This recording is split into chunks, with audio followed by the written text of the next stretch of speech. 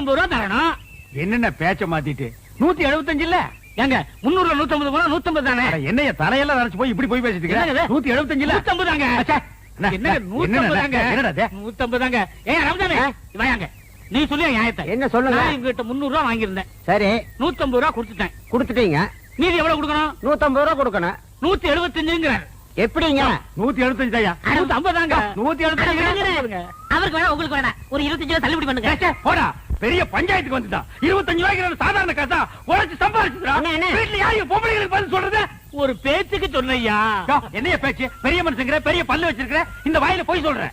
அண்ணா பணத்துல என்ன பேச வேண்டி இருக்கு? கொடுக்க வேண்டிய பணத்தை கொடுத்துருண்ணா. நான் கொடுக்க வேண்டியதே இல்லையா.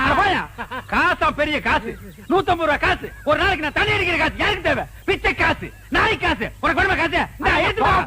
காசா பெரிய காசு. இந்த புடிங்க. யாருக்கு வேணும் காசு? பெரிய